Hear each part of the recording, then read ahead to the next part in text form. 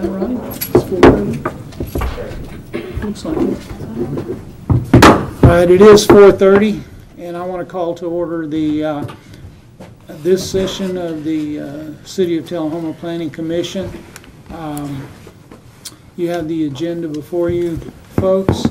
I see by the number here that we have 6, and that is a quorum, so we are able to conduct business. Therefore, I will ask Ray Noas if he'll lead us in the invocation and the Pledge of Allegiance. Heavenly Father, we thank you for all the many blessings of life. We thank you for this opportunity to serve and do things that are necessary in our community. We ask you to bless this meeting tonight and our service that will be pleasing in your sight. These things we ask in your holy name. Amen. Amen. Join me in the pledge. I pledge allegiance to the flag of the United States of America and to the republic for which it stands, one nation under God, indivisible, with liberty and justice for all. Please seated.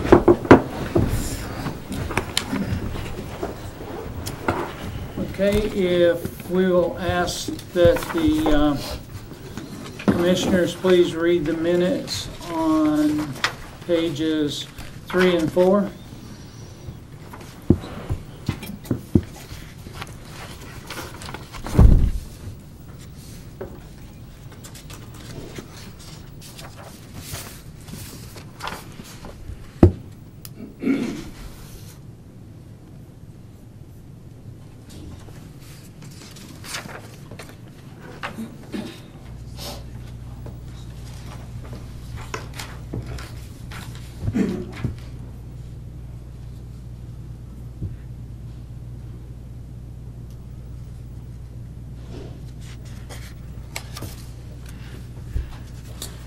Mr. Chairman, I move the minutes be approved as submitted. Second. I have a motion and second that the minutes from the May 20th meeting be approved as presented. All those in favor say aye. Aye. Those opposed, no. So ordered.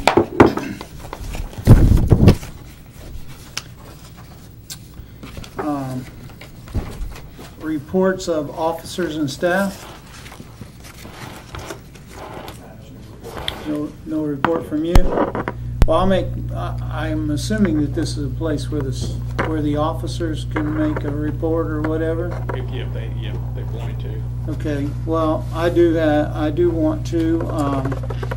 Some of you read in here that there was the invitation for us to attend and have comment on the ideas that were presented for the North Jackson Streetscape Plan. I'm pleased to say that we were very well represented there. Lee Lawson and myself and Ray Noas and others were there. Dr. Blanks, you were there at one point, a little bit later, but still there. So we had a good representation of that meeting, and I do appreciate all of the people attending that. I would also like to let everyone know there was also a meeting that we were invited by the mayor to attend on flood control and water control in our area, which was very pertinent to our situation because obviously when we make decisions about residential and commercial properties, flood control has to be a part of what we do. That was an informative meeting at the first. Myself and Rupa attended that meeting, and we were asked quite a few questions. I'm sure, Scott, you got talked to or called afterwards because we forwarded a lot of that to you and to the person who's in control of the stormwater here.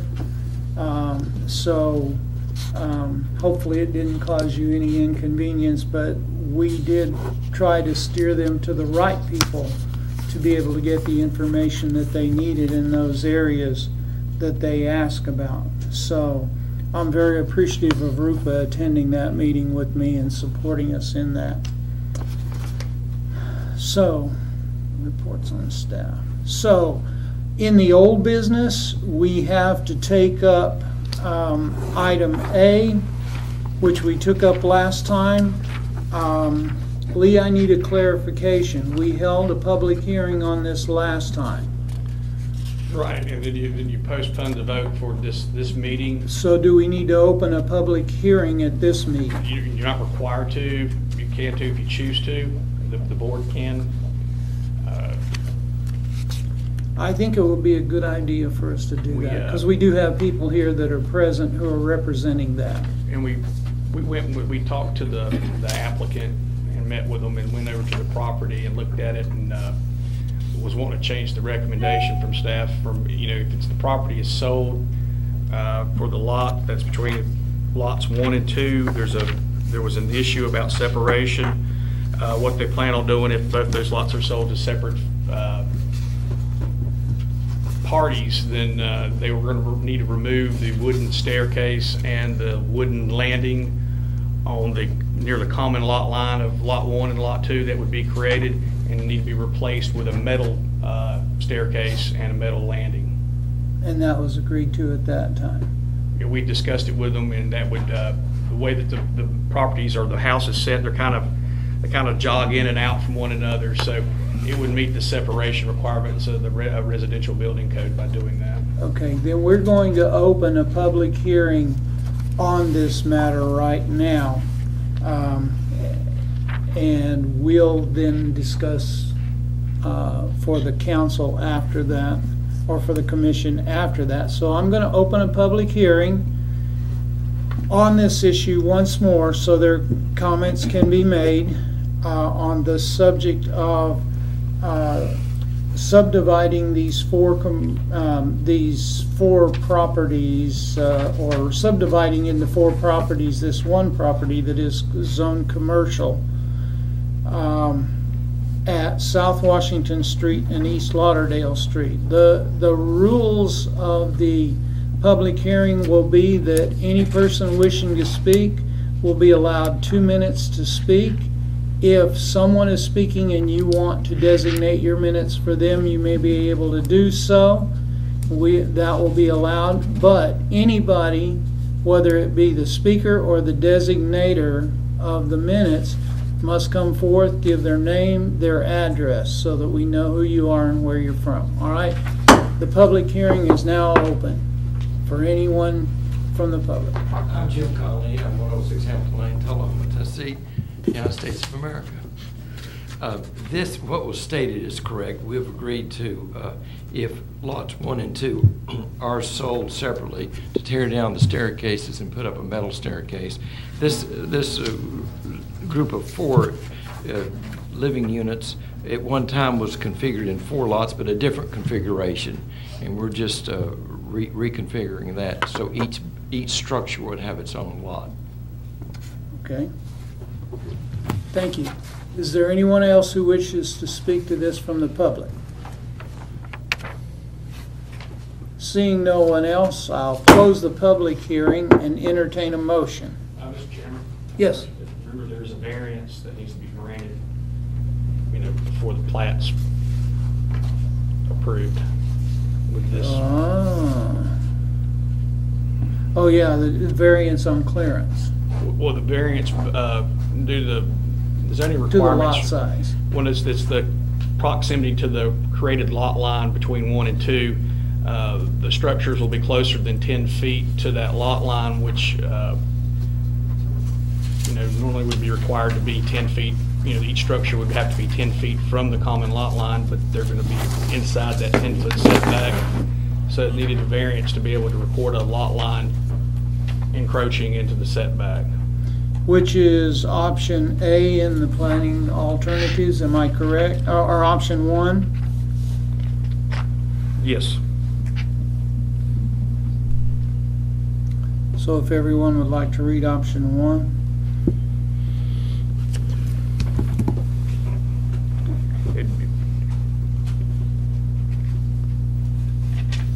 And the staff recommends option 1? Yeah, alternative number 1 on page 7.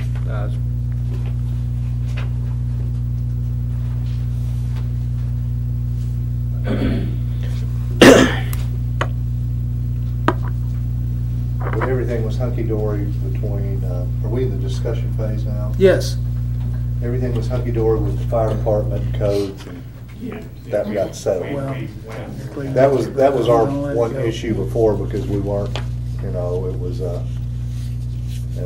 he said, she has had whatever. I just wanted to make sure that was, Yeah, we're on the same page with the fire department. We went out there and looked at it and had discussion and came to the same conclusion. I'm good. Okay. Okay, I'll make a motion that we approve the variance of the final plat with the condition that the wooden exterior stairs and landing on the westerly side of the duplex addressed on 203 East Lauderdale Street be approved and replaced with metal stairs and a landing. Second.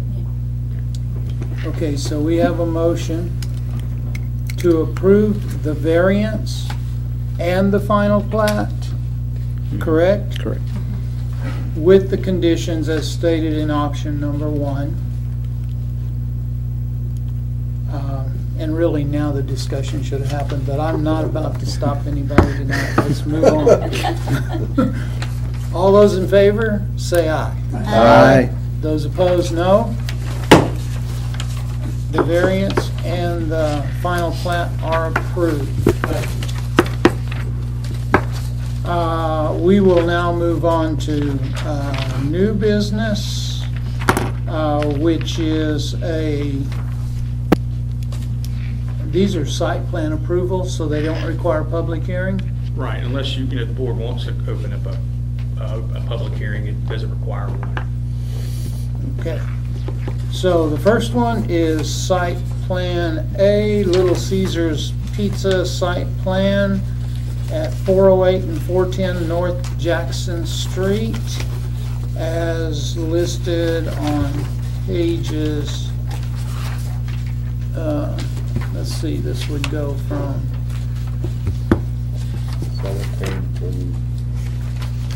17 through 21. 21. 13 through 20. 13 through 21? Oh, yeah, staff report. Mr. Chairman? Yes. I just give a brief description of the request. Please. It's properties at 408 and 410 North Jackson Street. It's zoned C1 Central Commercial. Property size, or the site size, is roughly around 19,167 square feet. The request is for a fast food restaurant or a Little Caesars Pizza restaurant facility for to house it. There'll be a drive-through. You see the site plan, so it meets all the requirements of the zoning regulations, and staff gives it a favorable recommendation. Do they have an existing business there at present? No, it's a No. vacant lot. The only thing that's on there is a gravel driveway that goes from Wall Street Alley to North Jackson, and then there's a concrete pad. Is there anybody here to represent this request? Could you come forward and state your name and address? I'm Kenny Sadler. I'm the engineer of record for the civil work, 4866 Woodbury Highway, Manchester, Tennessee. Okay. Question, this is to be drive-through only, right? I think it's drive-through and pickup, so you Drive-through and pickup, yeah. but not a sit-down. Right, no seats. I see. There's their business. They have one right now already, don't they? They're just moving. Yeah, They have the existing business now, they're just. yeah, moving. it's further up, actually a little bit up this way, and this one's down by Lightning Lube. The new one would be between, that building you see, if you look at page 21, that building with the 23 over it, that's It's actually Lightning Lightning Lube. Okay. That's the low part of that street. Yes, it is. Don't pray for rain. Yeah, we've done a lot to accommodate for it. How, since I just talked about flood control, how is, have the flood control gentlemen looked this over, Lee? Yes, I mean, They're in favor? they approved it. it gets looked at and approved by them before it comes to this board. Okay. Is it emptying to the street or is it some other way? There's a catch basin on the property now that's just in the right of way that picks up the water from this area. Yeah. But we're actually going to reduce that. We're going to put pervious concrete in, which will allow the water to filter in the ground. Oh, good. And it will lessen the impact on the existing drainage in Very that good. area. That's one of the things we learned about. Yeah, that's we good did. stuff right there. We like it when you say pervious concrete. That's good. So, do we have a motion on this? Move to approve. Second. Oh. I have a motion and second to approve. I have 2 seconds to approve this request for, or this, what is it? This site plan. To approve this site plan. Is there any more discussion needs to be done?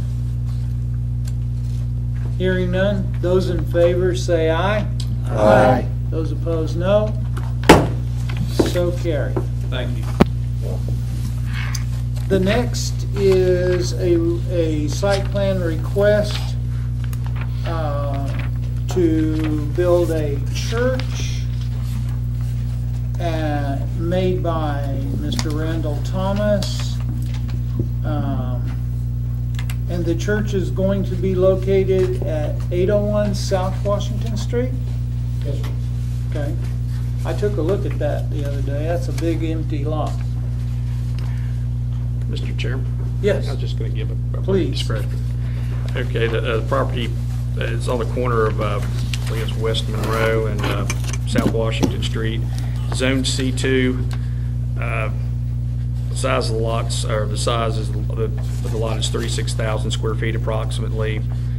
He's providing he meets all the zoning requirements as far as parking, setbacks, landscaping, and staff gives a favorable recommendation.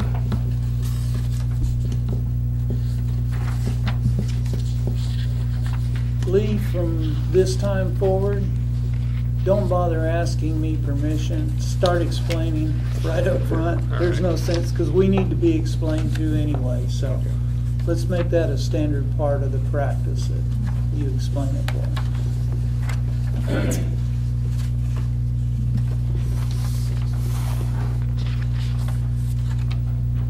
Do I have a motion of any kind? Motion to approve. Second. A motion and second to approve the request to build a church at the site plan, to approve the site plan to build a church at 801 South Washington Street. Do we have any discussion? Since we're talking about flood control, and this is obviously going to have quite a bit of parking, how has the water flow and drainage and things been planned for this? It looks like there's a creek or something, or some kind of flow. Does anybody know? There's a detention basin on the front left of the front right of the church. If you're going east That's of the road, L shape? That's the L shape. Okay. So they're rerouting off-site drainage around the side, using left-side drainage to the detention basin. Okay.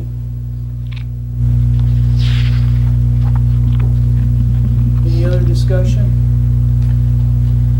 All those in favor of approval say aye. Aye. Those opposed, no. Site plan is approved. I mean, no.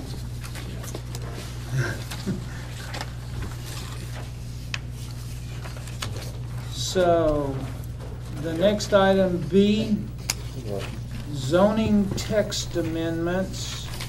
This will be a public hearing. Zoning text amendments on pages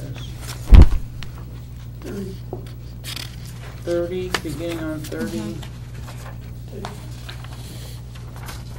Does it go to the end, Lee, or is there two different things? I thought there was two things. Yeah, there's another one at the end, right? Yeah, it goes to 37?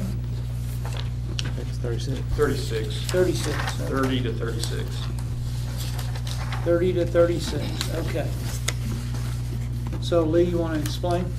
Yeah, we were looking at the uses in the C1 and C2 district and wanted to get the uses that needed, that had higher traffic counts and that needed, it would be best if they had parking required than be in the C1 where their parking isn't required. So tried to rearrange it where we put those uses in the C2, and so parking would be provided, and then uses that didn't have such high parking counts, leave them in C1.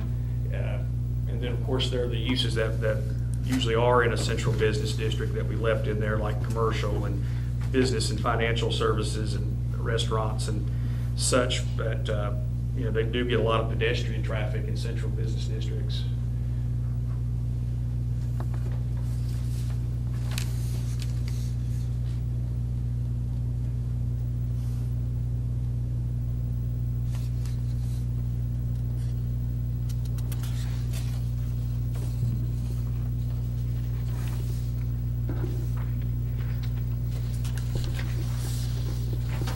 Now,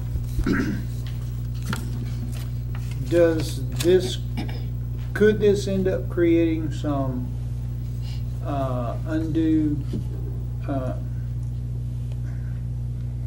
situations where we might preclude somebody from being able to zone their property C1 or C2 or whichever one they're looking to do? No, that's usually dictated by the land use plan as what they're zoned or what the city's wanting, you know, the development pattern to be like in the particular area. So I mean, that study's already been done and approved and adopted by the Board of Mayor and Aldermen as areas determined to be C1 or C2. Okay, and this, if we change this doesn't affect any of the existing. There would be some existing businesses that are in operation right now that if they went out of business for 3 years, they wouldn't be able to reestablish it. But the way the state law is written and our zoning ordinance mirrors it, is that if it's a business or industrial, that if it goes out of business, that they have 36 months to reestablish a business use or a commercial use back onto that lot, and they don't lose their non-conforming status. Okay, well that's good, because I mean, you don't want to have some business go out and another one come in within 6 months or whatever, and all of a sudden now we're telling them, no, you can't. We have to give, you have to give them 36 months.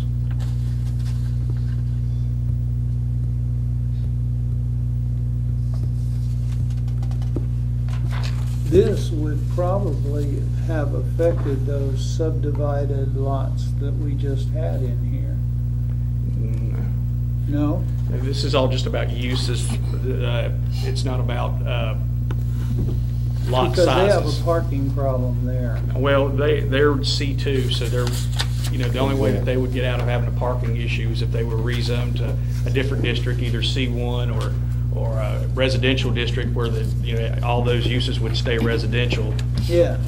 And then they wouldn't have, but it's just converting those into businesses that have, high parking needs. Okay. I know I'm asking a lot of questions. I have a question, if I might, relative to this. I'm looking at C1 now, Mr. Lawson. You have under current uses, number 11, places of religious worship. And then under proposed uses, you've got under 6, religious culture and fraternal activities. That include places of religious worship as well? Yes, I mean, that would be included in that, but not all those would be included. This would be like a church. Yeah. This would be like a church, and if you had like a school or some type of accessory use, there are. It also would be included. Yeah. But that would also include churches there. Right. So okay. The wording was a little different, so it was okay. Yeah, it was. Mr. Chairman. Yes. I looked at this ahead of time. Uh-huh. tried to digest what was being presented, to understand it before we got here.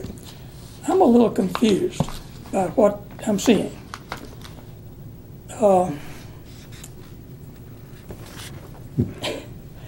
Confused to the extent I can't ask an intelligent question.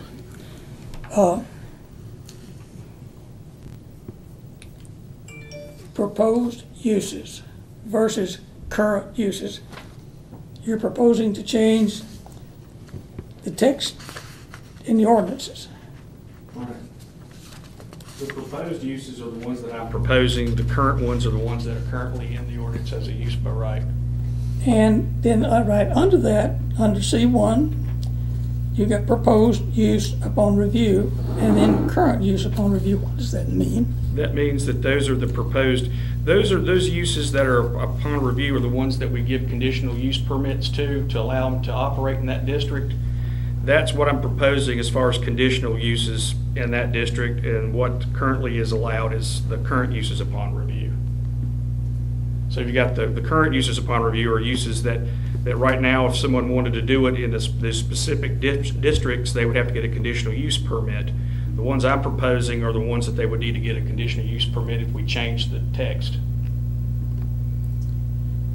It seems that there are a lot more items, 7 versus 3, that are going to have to be proposed, that are going to have to be conditional use permitted. That's correct. Is that good? Well, you know, the reason why it would have to have a conditional use is because some of those uses are those would be could be, you know, conflicting with their neighbors. So we would want it as a conditional use permit, so when it came in there, we could do something to try to mitigate their effect on their neighbors. Okay, so basically, like, what it's saying is the current uses right now are the ones that Are in pretty much, as long as they fit these wordings, there's not much we can say or do to stop that from happening.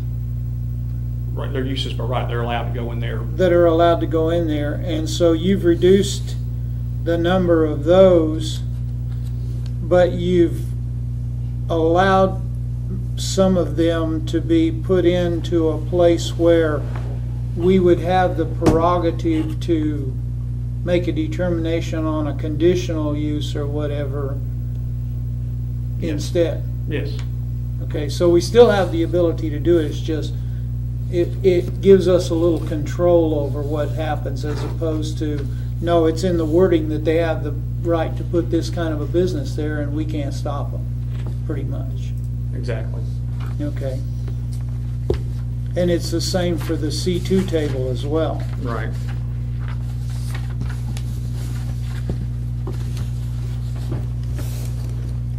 Well, then I go back to what Steve asked.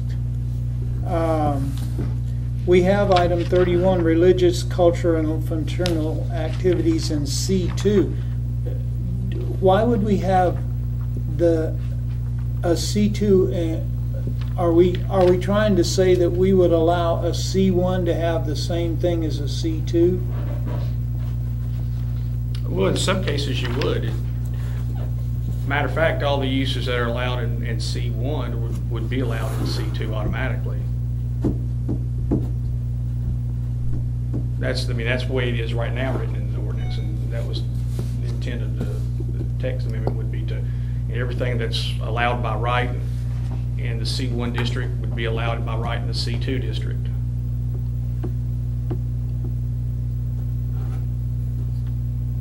The only difference being the parking issues. Right.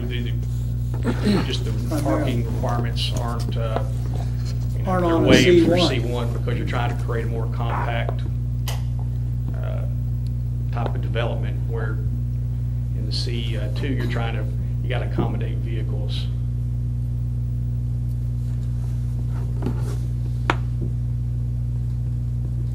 So everything that's in C1 is in C2, but there are other things added in C2 that are not included in C1. That's correct.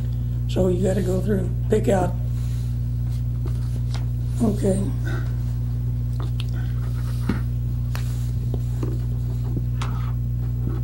Well, 1 through 9, right? It's 1 through 9 are the same on both. No, no. But 1 through 9 C1 proposed uses is the same one as 1 through 9 proposed uses in C2.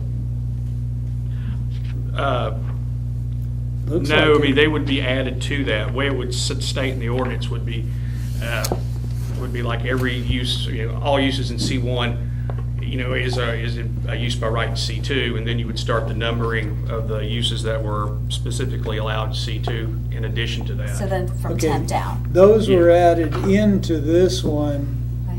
because they weren't in the original. Okay. Remember, the current uses are on the right-hand side, Gotcha. the proposed ones are on the left. I got confused by that too when I was trying to understand it today.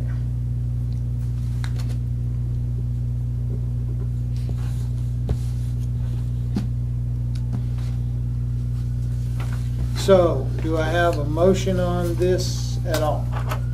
Motion to approve. Second. I have a motion and a second to approve now, do we send a favorable recommendation Yes. to this? Okay, I have a motion and second to send a favorable recommendation for the zoning text amendment changes as proposed in agenda item 7B2. All those in favor say aye. Aye. Those opposed, no. The ayes have it, it carries. So now we have one more item, other new business, a discussion item, subdivision text amendment 4, which begins, I guess, on 37 and carries on.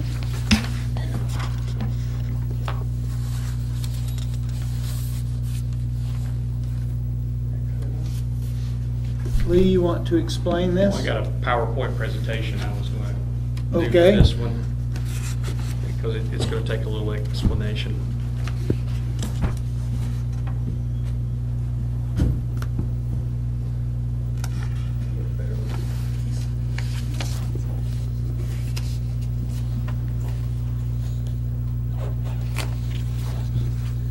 Okay, currently, as far as circulation, we've got the requirement of requiring 2 ingress egress points in a major subdivision, being that that's a subdivision where a new street's going to come in. We've looked at it. Wasn't, just, sorry to interrupt, but wasn't there also a like 45 or 50 house No, there No. wasn't. number There wasn't No. on that? a minimum or a maximum. Okay, okay. And what that means is there was a lot of confusion about that, is thinking that it required 2 entrances, but if you're like, if say for instance there was a stubbed out street that was next, like in an adjacent subdivision, well, if they connected to that street and then had 1 entrance, that would have been 2 ingress egress points into a subdivision. So it wasn't strictly just to 2 entrances from the main street. It could have been a connection to an adjacent subdivision as well too. But we had discussions about it and wanted to create a situation where we used a more of a metric, so it didn't seem so arbitrary that in certain situations where it wasn't going to be create any more of an improvement in the connectivity of the area. So did some research and looked at what some other communities were doing on connectivity, and found a metric that they use, and communities can make it as strict as they want to, or as as lenient as they'd like to. There's because they're doing it based upon a calculation, but it's a simple calculation. It's just you add up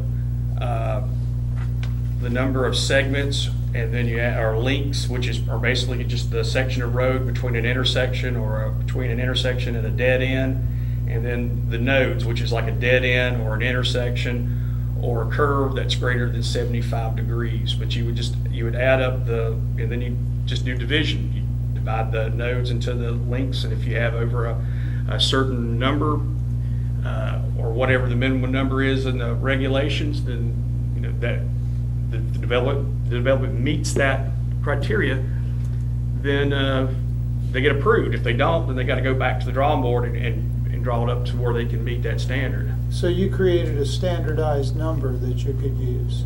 Right. Okay. And I'm sorry, the statistician came in. So I just, why do we connect our streets? Desire to create close-knit neighborhoods with greater walkability. Because with these connections, being that now that we require sidewalks along one side of each road, it's not only just a connection for vehicles, it's a connection for pedestrian movement as well too. As a land use regulation, street connectivity has direct nexus to improving the health, safety, and general welfare of the public. Only applies to new subdivisions which have yet submitted a preliminary plat. It's not retroactive. Purpose of it is to reduce the travel distance and travel times for drivers, less burden on collector and arterial streets, higher percentage of mode share for bicycling and walking, better and more efficient emergency vehicle access, and more efficient public service access like mail delivery and garbage pickup. Right here kind of gives you an idea of what it's trying to accomplish. See the house right there, try to get to school, you have to walk across private property to get there, which usually isn't approved by the landowners, and then to drive it, you've got to go out of your way to get onto the main line and go up and go to the school. Where if you do the connectivity index, you have more connectivity, you have more of a straight route to the school for vehicles and pedestrians. So it shortens the distance from the destination from their home. The connectivity ratio. The ratio is determined connectivity in a neighborhood by dividing the number of links by the number of nodes in the network. Node, any intersection of two street segments. It's also a cul-de-sac or a permanent turnaround, such as a dead-end street or a stubbed-out street and curves greater than 75 degrees. Links are the connections between the nodes. And it shows you the... Lee, can you define links and nodes I'm for getting me? ready to do that. Okay, I was like... What is a node? It's a terminus of a street or an intersection of two or more streets. Any location where a street T intersects with another street of any classification shall be considered a node. A dead-end road, cul-de-sac or a stubbed-out street would be a node. Any curve or bend of a street that exceeds 75 degrees would be considered a node. Any curve or bend of a street that does not exceed 75 degrees shall not be considered a node. So it has to be a very sharp curve before it's considered a node. It ranges from 1 to 2.5. 2.5 is a perfect grid street. Value of 1 is a tree network where there's disconnect and it would just go out to cul-de-sacs, and that's pretty much how it would end, and then you'd have to go back in and out the same way. A connectivity of a ratio of 1.4 or greater is widely considered to be well connected in both planning and transportation literature. Anything less than that is considered not well connected. 1.4 is also considered the base value for encouraging growth of walkable pedestrian communities. Connectivity analysis can be done on any network, not just vehicles. Separate requirements for different transportation modes could prove to be very useful in creating connected communities. Right here, it's kind of an example of it, a very basic illustration. There's a grid street, which you see what the connectivity ratio is 1.56. You've got 14 segments, you've got 9 nodes, so that gives you a ratio of 1.56, where you have the one entrance. Stop. I don't understand that. Just everyone else understand that, or if you do, go ahead and leave me out of it, but I don't understand what you just said. When calculating this, say these were the streets within a subdivision. You see, you have this one, that's one segment, and then the intersection is a node, another section, node. And so there was 14 of these links right here that connect nodes. The nodes are the intersections. That's an intersection, and intersection, and you take those intersections and you add them up, and there's 9 of them. The streets in between those intersections are the links, and there's 14 of them in that grid. Okay. And then you divide the 9 into the 14, and you get to 1.56. That's how it's calculated. Okay. I got it that time. Okay. Yeah, I understood it. Good. Yeah, you kind of blew over to divide this into that part last time. right? Okay, I'm sorry. And this is a traditional subdivision you'll see with one way in, one way out. And you have the cul-de-sacs. So there's 6 nodes. That's these 3, and then you got the 3 intersections right there. Cul-de-sac. And then you got the street links that are in between those intersections. So you got 6 of those that connect the nodes or the dead end street intersection. So it's 6 links divided by 6 nodes, which you get a ratio of 1, which is below the 1.4 metric that they showed as being connected. But we do not count the exterior road or exterior intersections. It's all internal. So on the bottom picture, we have to understand that there's actually, you're showing us 3 long shapes of These are streets. Yeah, that's a street. streets, but they're actually, if we duplicated that on the top one, they're actually divided into 4 individual lots, let's say on the right-hand side. Well, no, that's just the street pattern. It's not really a lot. There'll be a bunch of lots, and block. there's a lot more connectivity at the top than at the Yeah, bottom. yeah. I mean, that could be just a block where you would have, like, say 6 lots, 3 facing this road and 3 facing that one, or whatever configuration that the Okay, developer did. okay. Does length of the street matter? Sure. No, not in this. Not- It's not it's in just the this number. calculation. Like a node, you know what I mean? No, That, it's but just the connectivity. it's just the number of streets segments, Yeah. and then the number of intersections or dead ends. Number, not length. Yeah. So it's not lengths at all. It's the total number of streets, and then it's divided by the number of intersections or dead ends. You add those up; those make the nodes. Okay. And then the point is to have Does it more. seem weird that that wouldn't be taken into consideration? Like, what if you have a really long street? Well, it is taken in consideration in our ordinance. About I think Okay. it's 2,000 linear feet, or it's somewhere between like 1,400 to 2,000 linear feet. A dead end street couldn't be any longer than Okay, good. that length. Yeah. Then we have block length requirements as well too. Okay. All right. Continue, please.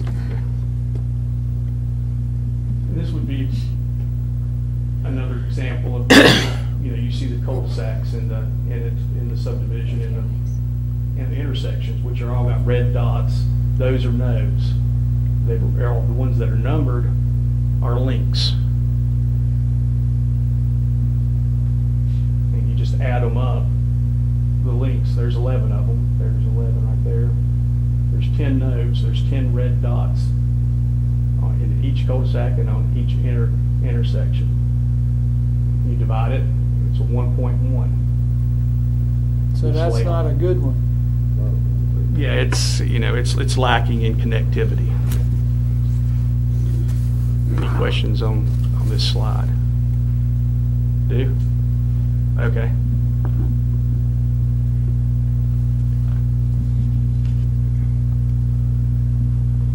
Another example. The links are the green dots, the nodes are the black dots on the map. You'll see at the interchanges or intersections, there's black dots, dead end, black dot, then you got the green dot on the segment in between them. So there's 36 links, there's 21 nodes on the map. Connectivity index would be 21 divided into 36 would be 1.71, which would be considered connected or have a good connectivity ratio.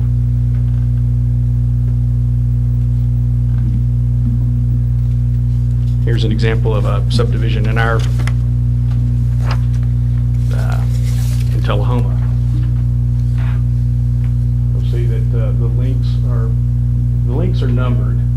The nodes are in red numbering. There are 20 links and 17 nodes. This subdivision has a connective index of 1.18. That's 17 divided into 20. It's not a good one then. Not from a connectivity standpoint. Not from a, no. But this one had opportunities to be connected to the one north of it, and they just didn't do didn't it. happen, but I mean, it could have, and it would have. Well, could have this raised was the at a story. time when they weren't forced to do it. Or Well, now. right. I mean, there wasn't any standard for connectivity. Right. So if you have a fire back here, and you've got utility work going on here blocking the subdivision, You're dead. you know, You're burned. yeah.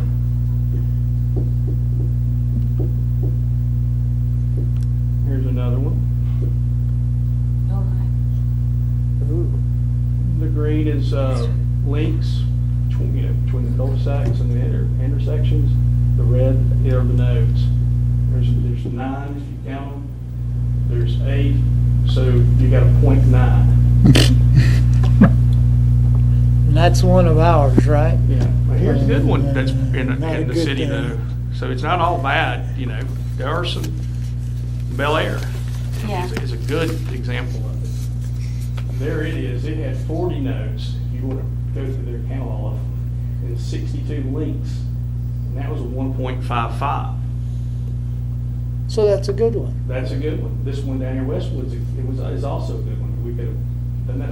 It was going to be about like a 1.7. So I mean, there are examples of good connectivity and examples of some that are, maybe that would fall short of the standard that's been created. You didn't go over a few streets from my house, is it? Well, I mean, even During those times, they really did take care of that. Subdivision. Yeah. It's all really well connected in that area. If you look at it, sidewalks and streets. I mean, So this could, so the whole idea of this would be to start unifying subdivisions more, as well as with the walkability and stuff, you kind of unify subdivisions and make more of a community atmosphere as well. Yeah, and you're not so segregated there. You're just, where you're sort of like in your own little area there. You actually have the ability. It gives you route choices, so you're not stuck going just one way in and one way out. You have the ability to choose which way you want to come in and out. Same way with walking. I mean, you live in a subdivision that doesn't connect, then you're going to be crossing personal property of other people or privately owned property, and they're not, they might not like the pedestrian traffic coming through their backyard. Or like a simple dog leg, how would that, I'm trying to get my head around, like they come off the street and they do a dog leg. You know what I'm talking about? Just like a smaller subdivision, like 9 lots, because you were thinking it was like, how would that work? You know what I'm talking about? Like just a little dog leg. Like when you turn into Sharondale. Well, no, Sharondale. No, I was thinking more like the one on Kings Lane. It's a simple dog leg right across from Kings Ridge. Kings Yeah. Place. Is it Yeah. Kings Place? The Royal Court one. Maybe, I don't know. Yeah. Count that off, and I'm just trying to get my. I mean, if that Okay. curve, or you're talking about that dog leg's greater than 75 degrees, Mhm. and it dead ends, that would be a 1. You'd have 2 nodes. That would be the dead end, and that would be the curve. And then you'd have the 2 road segments, from the one segment from the entrance to the So curve. that'd be a 1. That would so be a we 1. That we eliminate those. Well, we try to. I mean, there would be ways to look at those and be able to maybe connect back and curve it instead of where it dead ends and does kind of a loop. You've seen that like in Macon Manor, instead of the straight out cul-de-sacs. Okay. And you could actually increase the number of links and outnumber the nodes and be able to get all this, the information I'm giving you right now is just information. In the actual text amendment, it's 1.2. So I'm not trying to go overboard with this. It's it's less than what's, the standard. And there's a couple other communities They that said do the this. standard was 1.4. Right, is in their study or what they consider this, from the literature that I read, but that isn't what everybody does. I mean, Columbia does it already, and they just require 1.2. Why would we not at least require the standard 1.4? That would be a decision for this board to make, but staff is recommending 1.2, especially at the very beginning. It's going to take time to acclimate to this. So if we set the standard so high at the very beginning that My only question with this, and I think Ruben and I were talking about it up here, is, I don't know how would a developer or the developers would feel about this. Would they say, great, this is what I wanted? Or would they be a little bit averse to it? We have a developer up here on the board. I don't know what he would say to that. I don't know. I don't think you should go any more than that 1.2 though, right now, in my opinion. We do have, it is common knowledge on this board probably that, in the general public, sometimes we have a reputation, whether it's deserved or not, that we, are sort of hardcore. And I don't want to continue that reputation if we can help it. I want to do what's right for the community and for down the road for the future, but I don't want to close the door to developers from coming in here either.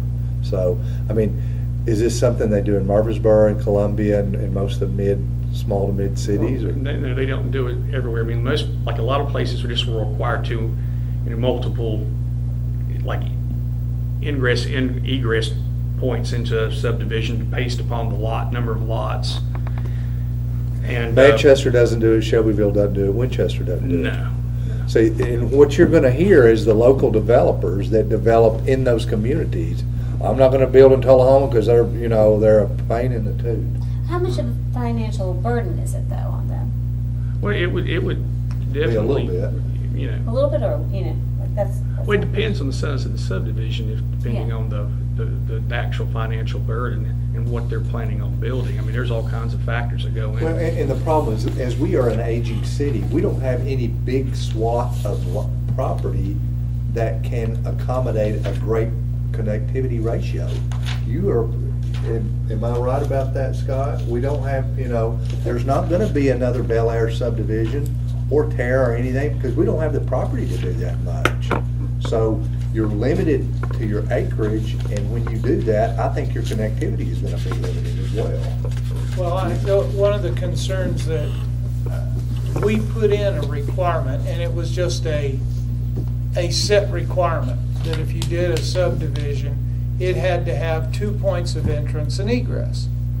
And we did that because we recognized there were so many places in our town right now where there's only one way in and one way out, and if there's something wrong and there's a fire, you're burned. And we know it. There are subdivisions that are like that right now in our town. So we said, and this was just last summer when we sat down and said, okay, here's the situation. We're going to change this to have 2 points of entrance and egress. And yes, we had some people that were a little wanted to back up against it and say, wait a minute now. But they went ahead and they understand that now, that they have that 2 points. Now, if they had large subdivisions, it could end up with more than 2 points. I mean, if you had enough points inside, it could end up to where you might need 3 or 4 entrances or exits. Terra only has one entrance, right? Yeah. And what's the one that's bigger on down from that? Macon Manor has one. Macon Manor has one. Wood has one. Yeah, All of those were done, but they were all done long before. Right. I mean, we have to. And if there's fire in there, or something that's blocking up here or something, everybody's only got one way in and one way out. And that's the danger. That's why we put the requirement. Scott, you were here when we put the two entrance egresses. Well, I think that, you know, we're forward thinking if we make them have more than one entrance. You know, that's what our task is. And that's what everybody says when you talk to them. We want our neighborhoods to be more connected. We're tired of having to go all the way out and then go all the way out down, and we'd rather make it more walkable and bikeable and all that. Sure. But see, ours, the problem that we had with ours was it said you had to have a point of access or egress. You had to have 2 points of access and egress, and they had to go, I believe, to a collector street, did they not, Lee? Or some kind of street? No. I thought they had to feed out to a... No, I mean, you could have had us, like even there, like you're looking at the Bel Air area there, where you have subdivisions. You got subdivisions there that have more than one entrance into them, but they're not connected to a collector. It's all connected by a system of local streets. Yeah, okay. Well, local streets, but they had to have some kind of way to get out to the local streets and get away if there was something wrong or whatever. Well, we could connect them all on the east side. Just go in there and do eminent domain. Yeah. You want to do that? I think you got to give them fair market compensation and then a lot of legal. Okay. That's tongue in cheek. Okay. And he said it's not retroactive. But what's being proposed here, I can see where it will probably create some confusion at first until people understand how the calculations work and how you have to get to it and what that calculation means. And if it means you have to have an extra entrance or egress, okay. But the one that we had right now, you had to get to a local street. So if you connected to another subdivision, that really didn't count where it could have in this new system. Right, so it could in this new system. That was one of the questions. Yeah. Yes. See, so if you in this new system, if you've got a subdivision here and a subdivision here, and each one of them have an entrance and egress point, and you connect them with a connector road, now that counts, and that gets you your access and egress you need. So that's what... As I see it, what we've done, we've eliminated the need for two entrances and egresses. This takes care of that issue. You've eliminated that. Yeah. Because with this scenario that you talked about, you can have one entrance and then have lots of nodes and lots of connectors, but only one entrance. And I don't like that. We've eliminated the good thing that we've done with this is not bad at all, but it's eliminated the fact that we still don't have the two entrance and egress. Yeah, unless you keep that requirement for having multiple entrances, then this is void. I mean, it doesn't solve the problem to me. This is just a discussion, folks. This is a presentation by Lee of an idea. This is not something we're going to take a vote on tonight. So, something for us to digest and think about more. Did I miss a part? Will this take? I mean, if we decide to carry this banner, so to speak, does this replace the? Like Bray said, will it replace it? Yes. I don't like that. And it could, and in theory, it could put us in a position where you would only have one entrance and egress, and still have a good ratio, connectivity ratio. It's possible. I think you said it. We don't have a lot of swaths of land to be building these subdivisions we've built in the past where we maybe missed the mark. To me, I mean, if it's a smaller subdivision, you will be able to do what you need to if they meet this mix, because there's just not that much land out there to divide. You had a point? It's your study sessions. I don't know if you want to allow me to speak or not, but certainly. Oh, hell. There are a couple of points that I would like to make if I could. One, to the question about available land for development, we absolutely do have available land for development. Just like we've been looking at the Avoca Road area, I can think of one property owner with a huge farm out there. I forgot, do you know how many acres of land 500. off of Riley Creek at the Y? Oh, I was thinking of the Markham's place. They have about 500 acres out there. Yeah, I mean, there's that land as well, but this is a Oklahoma. different property. I can't think of Oh, their you're last talking name. about Dr. Bill's property on Riley Creek? Well, they're out, moved outside the city limits. Yeah, they're outside the city. You're This talking about is a right when Boca? you're at the Y, and if you stayed on Riley Creek, On the there's a left? huge farm. Yeah, I'm not sure On who the that left. is. And then if you continue up Avoca Road, there's still several developments that are being planned. Right. If you go out Ledford Mill Road, there's a lot of available property that could be developed. If you go further south of the city, Yeah. on the southwest side, there's a lot of land that could be developed. Yeah. And then if we back up and think about this, I know you mentioned what a couple other communities, one of them you named is Manchester. One of the things that Manchester does not have is a certified planner. They don't have any type of planning position in their city. So one of the things that we are doing well is that we are trying to take a long range look at what the needs of the community are and meet those needs.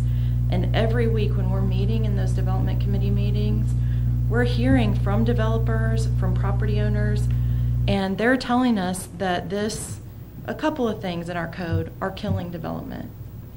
They're telling us, when you say that I have to build internal sidewalks, you're killing my development. When you tell me I have to have 2 means of ingress, egress, might as well walk away and not build it.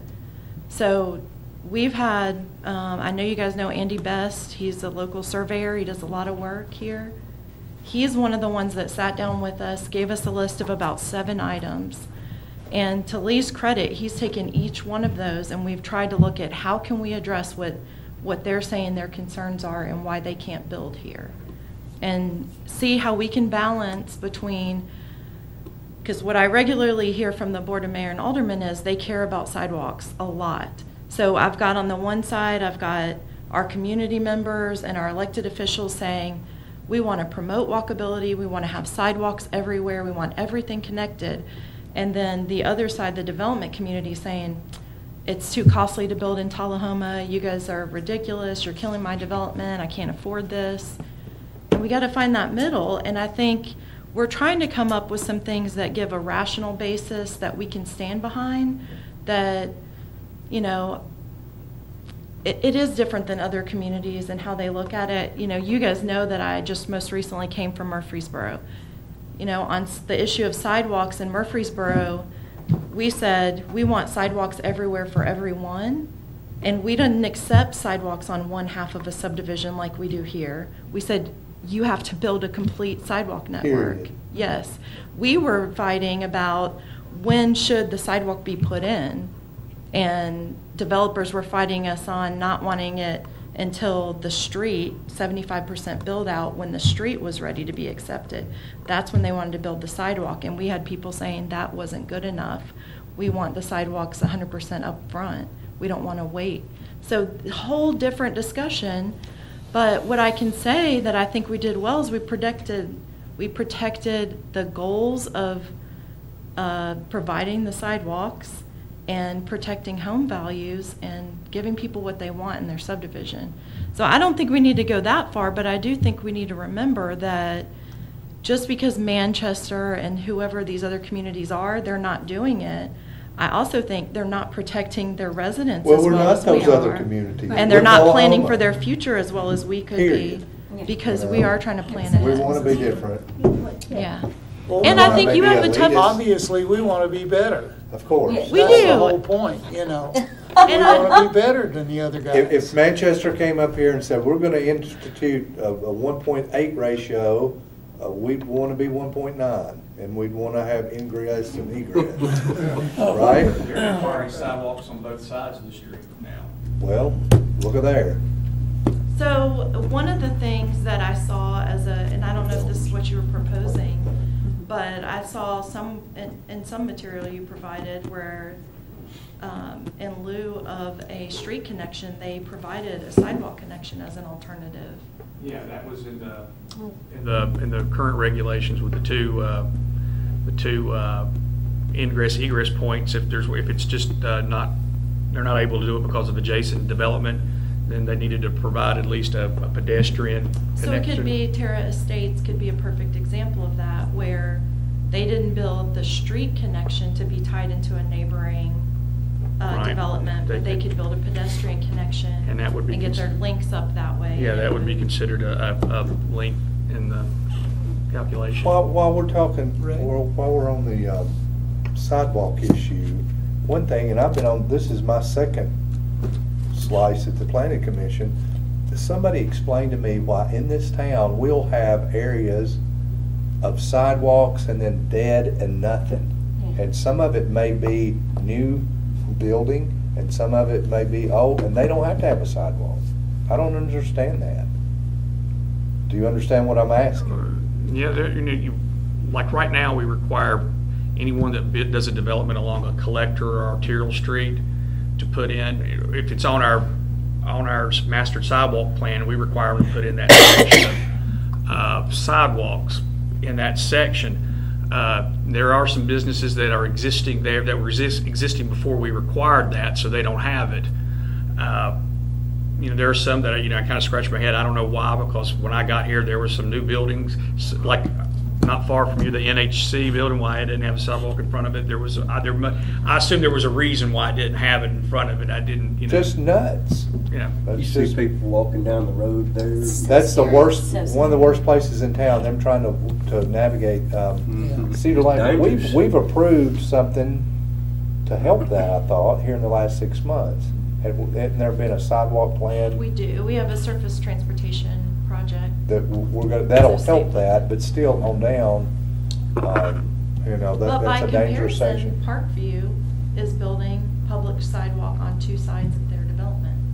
So that's where on the front end, we were able to talk with them, and on the William Northern side of their lot, it actually, by the letter of our code, wasn't going to be required for it to be at the street.